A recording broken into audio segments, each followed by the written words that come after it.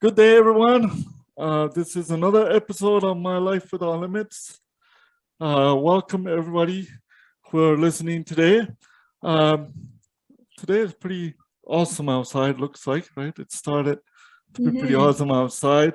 But I wanted to introduce our favorite host of the show for mostly everyone in the show. So, Leah, how are you doing today? I'm good. Thank you very much. Doing really good. Excited to be here. I feel like it's been a few weeks or a couple weeks anyway since we've recorded, but here we are. Yeah, it's been quite some time for sure since we recorded, but we're back again doing what we like to do, right? So we have a wonderful guest today that you have connected with. You're the connection wizard. So that's always awesome. Leah, I wanted to see if you can please introduce our three wonderful guests today. Yes. And for our audience. How lucky are you today to have all these ladies? Yeah, very lucky. Very much. Yes, we have three guests today from the Imagine Institute. They followed us on social media, on our Instagrams. Of course, I went lurking around to see what they were all about and was very much drawn to their mission and their values and love the work they're doing. So I thought everybody else needs to know about it. And plus, I wanted to learn more. So I'm very excited to introduce you guys to our three guests. And I'll just have you guys can introduce yourselves. We can start with Angela and just let us know what you do and I don't know, just a few little tidbits about yourself. Yeah, well, hey, I am Angela Hill. I'm a senior facilitator at Imagine Institute for Learning, and we'll explain kind of who we are and what we do in a little bit. And my background is all early childhood. That's my love, and that's kind of my focus. So brain development, we talk a lot about how that kind of goes across the lifespan. We were all children at some point. And so even if you work with youth or adults of any age, that's still applicable, but that's my love for sure. So that's kind of the area I focused on. And I'm based in Amiskwichi-Waskaken, also known as Edmonton, and try to cover as much space as we can. And just thanks so much for having us. Happy to chat with you today. No, I'm very happy to. And I'm glad you mentioned that because I love your guys's, we'll get into that too, but like the diversity and inclusion and everything, of course, is important to us. And so, yeah, that's what really drew me to you guys. So Diana, if you want to go next. Thank you kindly, Leah. I will begin by saying that I acknowledge that my name is spelled Diana. If you're listening, you don't know how my name is spelled, but I pronounce it Diana to honor my Romanian heritage. And I also go by D. So if you call me Diana, I will still answer. No worries. I won't pretend I don't know you. I get the same with my name too. Don't worry. I know. The struggle. Well, not so much a struggle, but yes.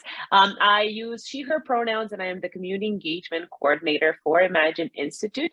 I have the privilege of specifically working on the coordinated facilitation of mental health first aid for supporting older adults across the province. So very excited to be able to support the delivery of evidence-based curriculum for those who work with seniors. I think it's very, very important to ensure that all of our mental health are in a good space. And I think very often, especially with the pandemic, I think we all know that unfortunately our older adults have been hit especially hard with lots of isolation and loneliness. So it's very timely for us to be able to have this partnership and be able to support this opportunity for free with some funding from the government of Alberta. So yeah, that's what I do at Imagine. Wonderful. It's great to have you here. And Nan, you can go ahead. Thanks so much. Hi, everyone. My name is Nandita Bhatt. My pronouns are she, her, and I am a training facilitator with Imagine, and my background is in human ecology, so all things to do with humans and their environments, but I've taken a specialty in probably youth work. That's kind of where my background is. So thank you so much for having us. Oh, so excited. I just love how you guys are all about compassion and just the whole basis of, everything. I just was drawn to it and was like, all right, gotta meet, see what they're up to. And plus you guys are very close to us. You're like neighbors. So it's It's kind of fun. We'll have to have you over someday, and you can see our little space here. But yeah, so what do you guys like? Tell us about some of the programs that you do.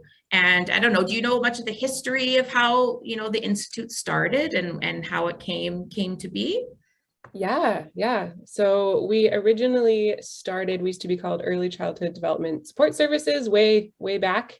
In 2001, we began, and we started working, it was actually with home visitors in the province, doing their kind of initial training just to get them on board. And we call it the relationship-based practice training. And we still do a lot on that. So we talk a lot about how humans interact with other humans. How do you build relationship? How do you support each other in the way that people need to be supported without taking over? We also talk a lot about, you know, leave people in the driver's seat. People need support. We're there to support, not to take over. And then as we evolved, that just kind of naturally came. Like I said earlier, early childhood stuff relates to any kind of part of the lifespan.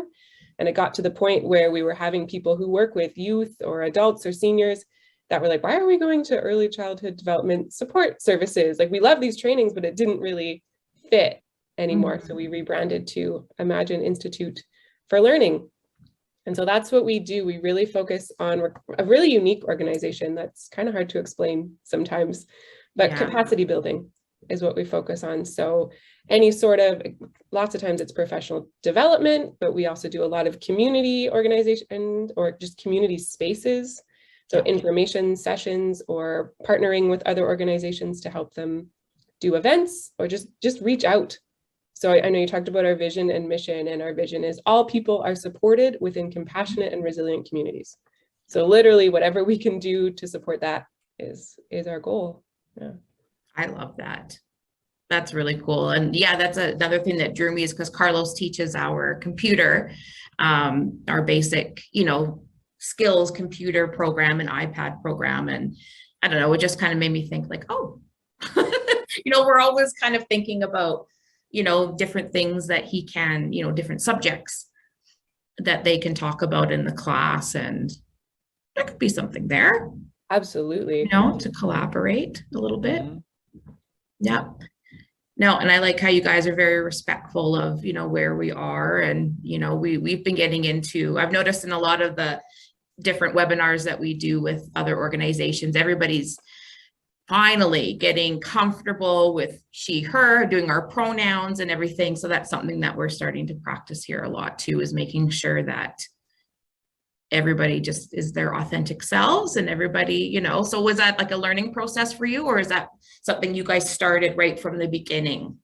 It's always a learning process for sure. I mean, that's in our name, and it's a constant conversation in our team of always, how can we do better? What are things, because we're humans. That's a lot of our own work, is we have our own biases, our own experiences that we each get stuck in.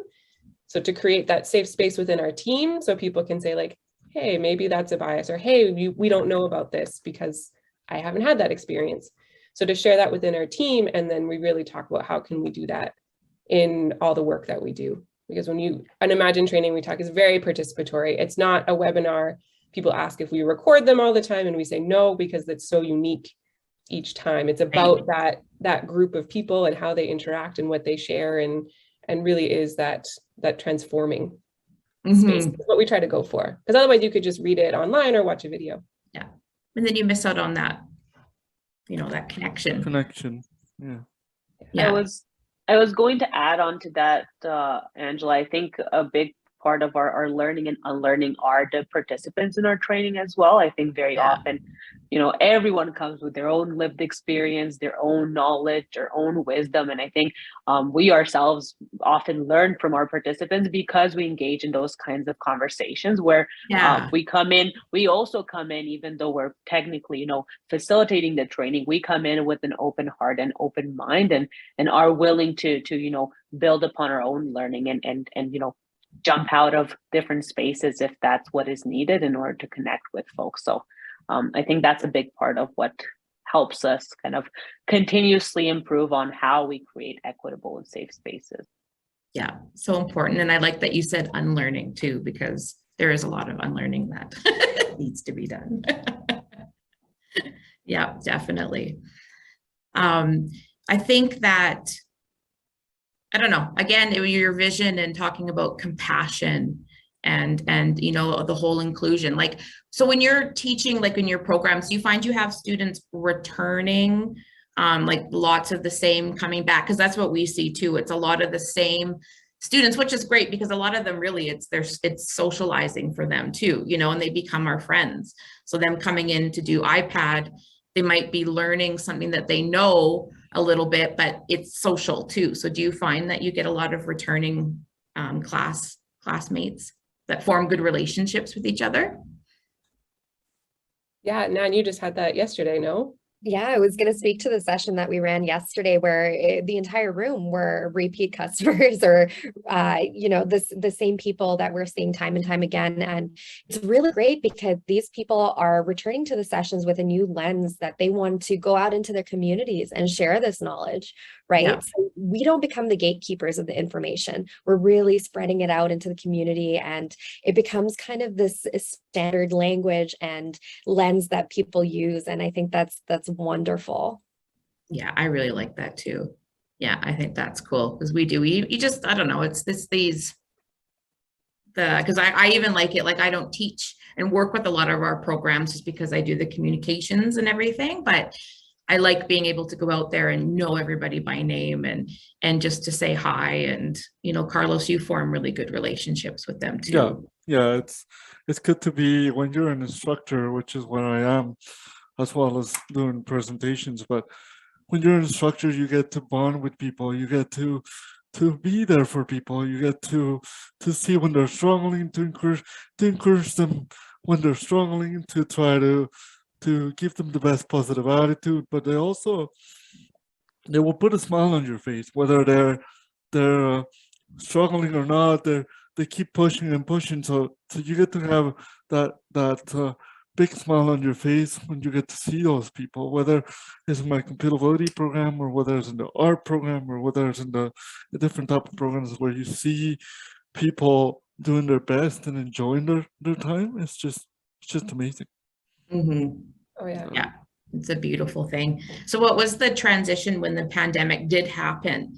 You know, was it, you guys were you already doing online stuff anyways? Or was that like what do we do? What do we do?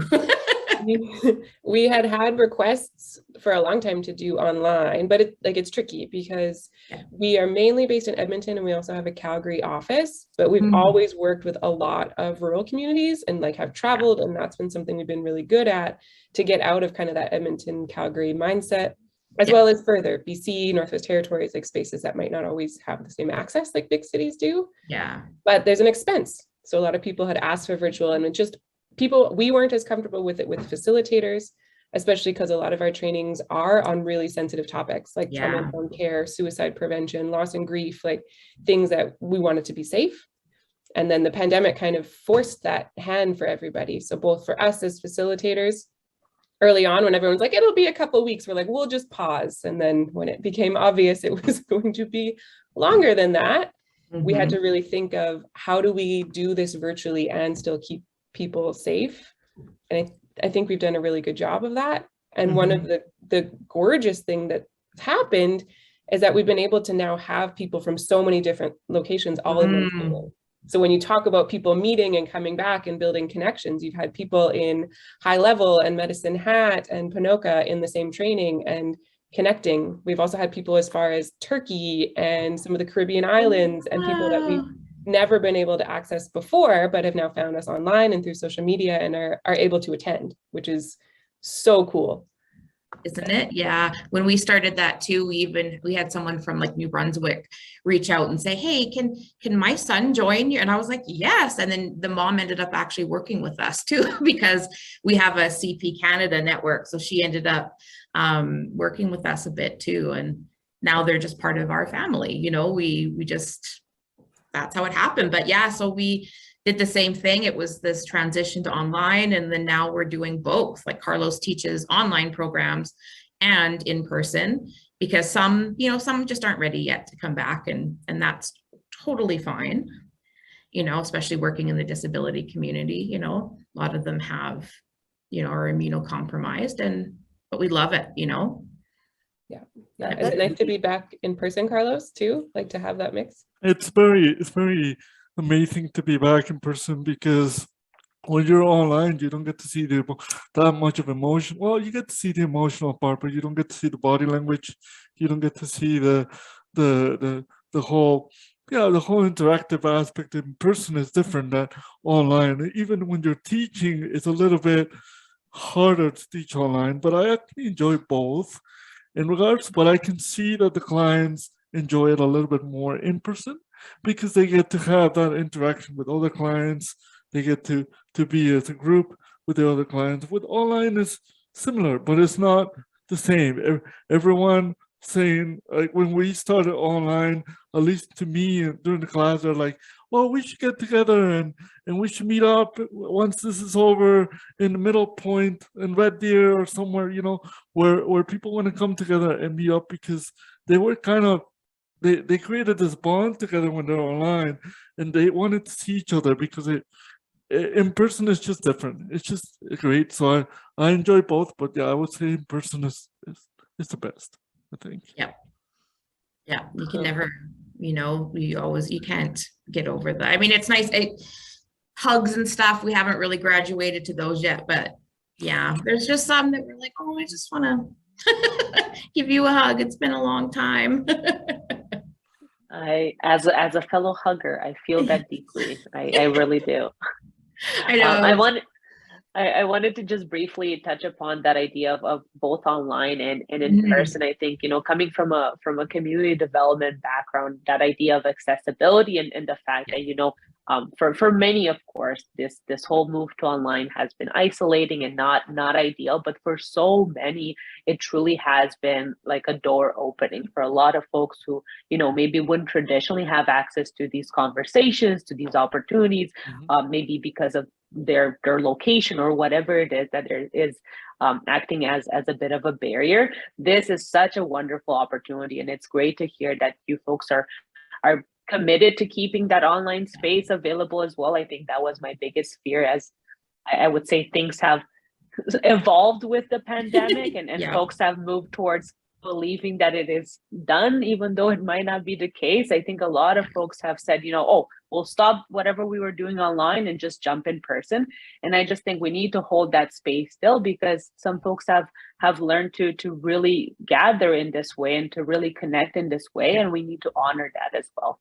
I think so too. Some people are very comfortable like that, like it's, a lot of people with anxiety, and I know for some it got worse. I know even for me, it's like I've always kind of had anxiety and social anxiety, and now I've got it like 10 times as more, kind of. You can't really tell right now, but in certain situations. So even me, when someone's like, oh, let's just have a quick Zoom meeting, I'm like, okay.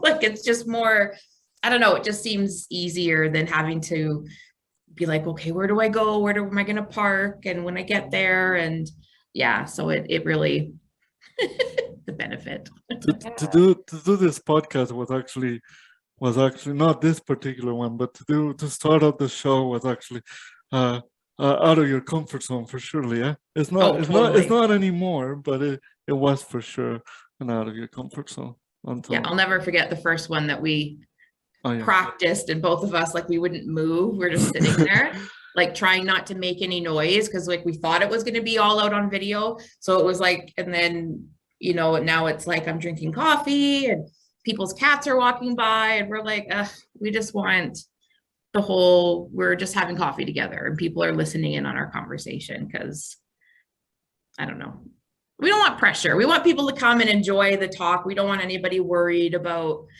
questions and like, anything. Just come and chat. We're new friends. That's the beauty of the podcast medium. Yes. And we definitely found not just like physical safety or people not being able to travel, but we've had people tell us that because of some of the topics we talk about, like, I never would have attended in-person trauma-informed care training because it might have been too triggering. But to do it at home, they're like, my dog or my cat was there, or I could turn my camera off, or we like lie down in my bed or take breaks. Right. So people, like, I wouldn't have had this learning opportunity if it wasn't virtual. So it's really been incredible. Yeah, absolutely. And like, again, it's just something that they would never have had access to, and it's, I don't know, it's so, see one little tiny bright side too. Okay. Pandemic. I also think it's a great bright side that people are thinking about these things, right? Practicing emotional safety. I think that's another great thing that's really come out of the pandemic is people are putting more thought towards their mental well-being too. And I Yes. think that's just been really fantastic, a fantastic shift. Yeah. Yeah, I agree. People are really starting to realize what their needs are. And, especially with disability community, it's almost like one of those things where it's like, it's too bad it took this to happen for people to realize that the world needs to be a lot more accessible. But I mean, at least it is starting, it's really starting. And we've talked a lot about accessibility and things. Yeah. Yeah. So out of the programs that you guys do, Angela, Deanna, and then which one do you have the most, how would I say, the most, maybe the one that the people want to do the most, or the people come to you the most out of those training? Do you have an idea which one it is, or do you have like, okay, suicide prevention is higher or less, or which one do you get the most training for, or the most asked for, I should say? So. Yeah, it goes in cycles, which is interesting. Definitely recently, it's been a lot of the suicide prevention and trauma-informed care, or some version of trauma-informed care. It's been really cool. We've been asked by, like dentistry students or different kind of like groups to come together to see them really bringing that into play, which is nice.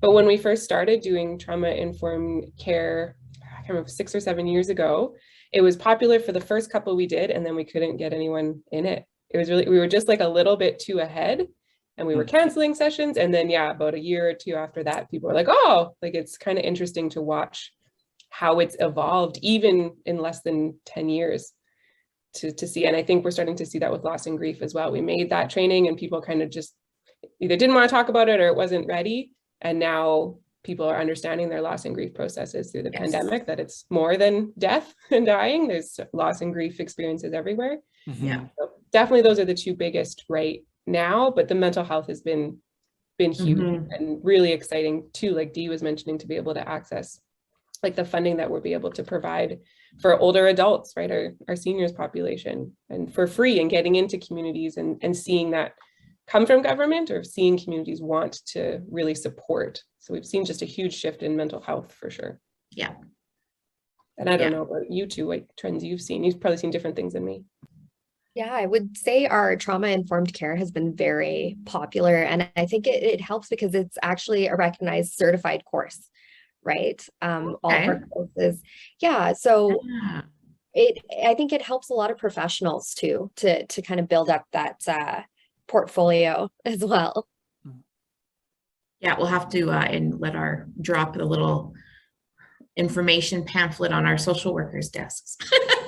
Oh, for sure. Just ask us. We'll provide some materials if you want to share the good word. Yes. I wanted to quickly speak because, of course, the main focus of our training opportunities is to really increase the capacity for caring professionals, for folks who are in that capacity of working and supporting others. But what we also find is that we do also have just individuals that are maybe not within the let's say human services sector, that are just really interested in this knowledge for themselves, for their close ones, for their communities, which I think is really great. And especially, I was going to say, for the mental health first aid for supporting older adults, we of course want to ensure that all of those who work within this space have their toolkits full and are able to kind of move forward with this knowledge. But we are also very passionate about, those informal caregivers, those peers,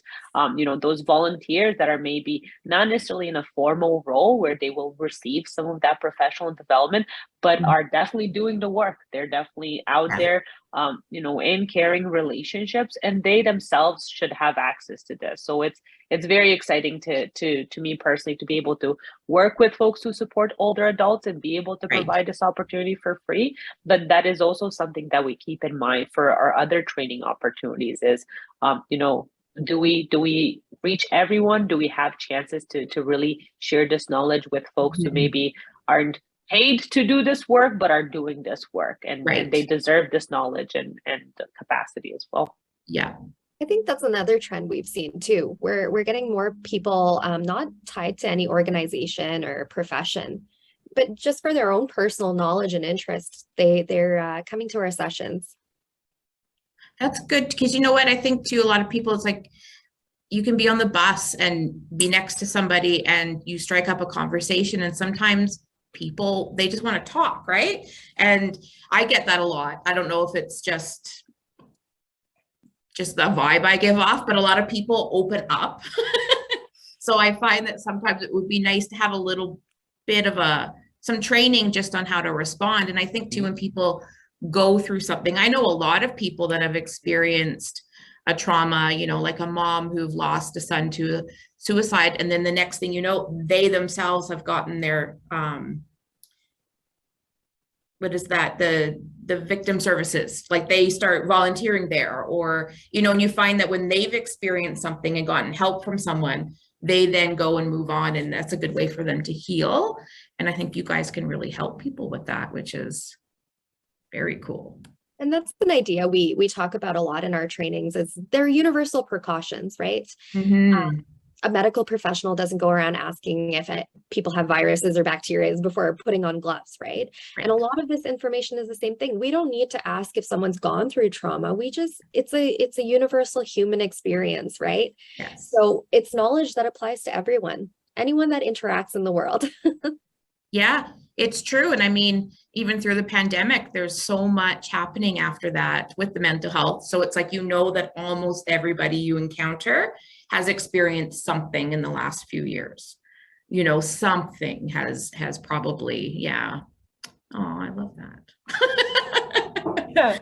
Yeah, it's unfortunate, but I think people are connected to it a little more personally. Yeah. And just the tools that they learn for themselves, or can understand it from a new perspective, kind of build that empathy.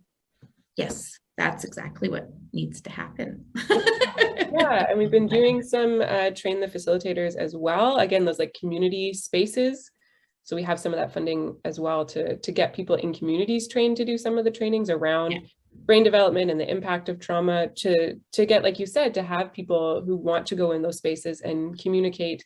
And especially in that kind of community building area where maybe I'm not from this small rural area and I don't know what life is like there, but these people who live here do, and have those connections and are able to train in a different way that we would be able to. And I mean, just spread that further, right? The more people who can know this and spread this, like if all our communities knew this, it would be a very different society. Yes, it's very true. And so like you, Angela, do you take a course sometimes that maybe, you know, Dee is teaching, like you guys all kind of do that too? Like, where do you guys learn all this stuff? Yeah, we all have kind of our own certifications and our own backgrounds, and then kind of co-facilitate with each other and learn from each other, and then different areas of expertise too of how we develop our own curriculum. Most of the curriculums we do are our own created, where we're certified through other organizations, but so it's all co-facilitating and learning from each other, and it's the best. And that's been another thing in the pandemic too, is we've been able to co-facilitate more. Yes, exactly. Oh, that's awesome too. Dee, sorry, I think I cut you off. No, I was just going to say basically the exact same thing. I think it just like I was referring to in regards to the learning that we get from participants, the same thing applies to our team members. I think everyone just comes in with such a rich experience and different experiences, and sometimes similar but different in key ways. So I just think it's always a really great opportunity to even just witness someone else training. Even as you're learning to train in different ways, it's really interesting to see kind of the unique ways or the unique shared stories that folks bring up. For me, I'm a talker, so I think when people talk about their own life experience, I'm like, oh wow, like that's when things really click for me. So to be able to bring it down to a human level and not necessarily always keep it in the theory and the like, these are the principles, or like, this is what the research says, but really grabbing that and bringing it to a human level to really activate that knowledge, so that it doesn't just stay in a knowledge bank somewhere in a drawer, but it really lives in the heart, and then lives in your day-to-day action. And I think that's why our tagline is compassion to action, is because it really has to start there, right? And what a better way than to be compassionate and kind of interact with your coworkers as well, to really learn from them on a human to human level. Yeah, I love that. That's a great tagline. Our tagline is life without limits. So we've come to the part. Yeah, you can't see us all because we're muted, but we were all just like, yes, love that. Yes, life without limits. And we're learning. This is how it all started. Us trying to figure out exactly what it means and learning that it doesn't mean the same thing for everybody.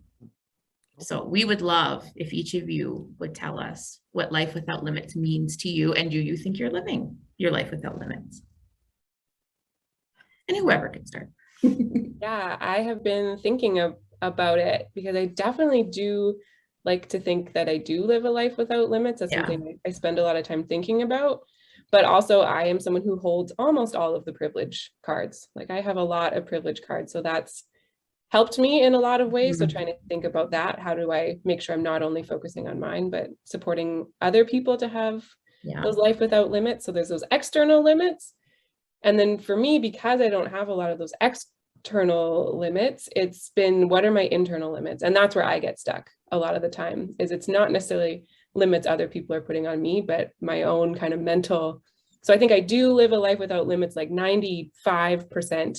I am still got my own stuff that I'm working on, and how we create kind of our own barriers sometimes. Yes, true. Yeah. That's a great answer. Yeah, very awesome and unique answer as well. So. Well, it's hard to follow that up. So let me piggyback off of it instead. Yeah, no, I love what you said, Angela, about external and internal limits, because for me, when I hear that phrase, life without limits, it's the capacity, our ability to live to our full potential, right? And sometimes we do have those external boundaries and limitations, and sometimes it's internal. And I want to go back to something Dee said about unlearning. So that's where I find myself in my journey right now. I'm unlearning a lot of the societal limits that have been placed, right? And figuring out what my potential really is without those. Yeah. Yeah. Beautiful. Thank you. Oof. Now I have to follow both of those. I know. Unfair. But no, thank you for building it up. And I appreciate you mentioning potential, Nan, because I feel like that's like, when I think of a life without limits, I think of a life in which everyone, including myself, has that opportunity to fulfill their potential, whatever that might be. I am firmly grounded in the belief that we're all inherently valuable as human beings. We all are worthy of love, and we are all deserving of a life that is worth living for us, and the kind of experience that we deserve. So I think when I think of a life without limits, for me, I personally think of both internally, the work that I need to do in order to overcome maybe some fears, maybe some inherited, societal expectations. I moved as an international student to Canada from Romania, and life without limits for my Romanian parents who came out of communism is vastly different than life without limits for me. I think my opportunities have definitely widened up. But I think sometimes it comes down to that inherited fear, or that fear of, standing out or doing things in a different way. And even the fear of being authentic and being vulnerable. I think very often, we're presented with this idea that like life is like a jungle, and you really need to get in there and really need to get your elbows out. And I always try to challenge that. I think life without limits is a life in which we care for each other, and we allow each other to fulfill our potential. And support each other to fulfill our potential. So yeah, I love you guys. It's so nice. What I like about this question all the time is the priority and the difference that each and every person has, and the much of a learning that we have done, me and Leah have done through the first episode of the first season and through now. I think that when we started this podcast, we thought Life Without Limits was, or at least I thought Life Without Limits was the same for everybody. But what I realized is that it is not the same for everybody. I have a different life without limits myself than Leah has, right? And I love to hear this responses today because it opens up more of my vision of what it could be, right? If I was to write a book one day, which I'm going to, I just don't know exactly when, but if I was to write a book and put all the different answers with the permission of all my guests into the book and explaining that into my perspective, I think it will be, it's an eye-opening for me to hear each and every person how they see that, because you see the diversity in the world and you see that every person thinks about it differently, and that's what the unique of that question is. So thank you, ladies, for that amazing response. As well for that. That's a nice idea, Carlos. To like go back through all the recordings and get everyone's answers to that question and then like write them down and like have a really cool picture of them. And yeah, if you turn it into a book, we'll buy it. And I think that's beautiful that you asked that question too, because sometimes listening to other people break their limits, it inspires you to do so with your own. Yes. Yep. Exactly. Yeah. I think a lot of people have heard about me doing puzzles and knitting, but then I started playing pickleball not long ago. And to me, that's a really big deal. Like, to put myself out there to do a sport is a big deal. So to me, I'm like, I'm living my life without limits.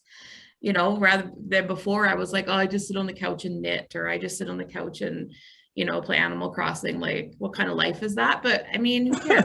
Right? Like, that to me. You're describing my life. We can be best introvert friends. I always say that I'm in like training for the retirement home, because that's my dream life, is to be there and just to be able to do puzzles and drink tea and just paint my numbers. Like, that's what I want to do. I will come to your nursing home and play my numbers with you or something. I don't know. Yes. Or cards or something. I don't know. Or dominoes. Something. We'll do something. So even if you do that stuff, you're still living your life without limits, because you're doing something you love, and to be able to just do what you love without question. That's exactly what I was going to say, Leah. It's like you said that you're just sitting on the couch or whatever. I'm like, that's someone's best life. That's someone's life without limits, is doing exactly that. So yeah, well, we know so many people that wouldn't be able to do it because they have cerebral palsy in their hands and they can't, you know, like that would be a little bit too intricate. So it's like, for me to be able to actually achieve it, there's people out there that would love to sit and knit, you know, so I should be proud. And it's not real knitting, it's loom knitting, but whatever. Also, Carlos, this is just a shameless plug. One of my dreams is to create like the art for someone's book. So if you ever need someone to create cover art for that book, call me up. I would love to help with that. Thank you. I'll definitely put your name on it, because I'll definitely gonna need one for sure. Yes, we need to make that come true for you. Yeah, this is gonna happen. You've put it in the universe, Carlos, and we're gonna support it. Yeah. Perfect. Love that. It's got a good story to tell, so yeah, you could totally. Awesome. Well, thank you, Leah. Do you have any more questions? Any more comments? I don't think so. I'm going to put all of the information people need to find you guys and all of that in the show notes, so people will know, and we'll support the heck out of you on social media and all that stuff. Can someone of you say just quickly, or whenever you can, or before we go, I should say, your social medias, where to contact you guys, so that we can people can hear it, for those people who can read it on the description. If you guys can say it out so that people can actually hear it, that'll be great. So yeah, I don't know all the social media, so I'm gonna have to tap into you two for all of those. I'm not a social media person. But our website is imagineinstitute.ca, and you can find all of our upcoming trainings on there, as well as a list of a bunch of trainings that we do. I also got a shameless plug. We love doing custom work, or when an organization comes to us and says, hey, like we want to kind of do this with our team, or do you do this? That's how we develop a lot of our new trainings. So if it's not on the list, give us a call. And we're also really honest at saying like, hey, we don't have anyone on our team we know our limits. We talk life without limits, but we still want to be within our scope, but we'll help you connect with someone else. And then I know we're on a lot of the social media, so I'll turn it over to you two to tell us what those are. I was going to say the website is also a great way to get to our social media channels, just because they are available on there. But you can find us, I believe, at Imagine Canada. Imagine Canada for Twitter, if I'm not mistaken. I think that's our Imagine Institute for Learning is our website. Not our website, our Facebook, and same for our LinkedIn.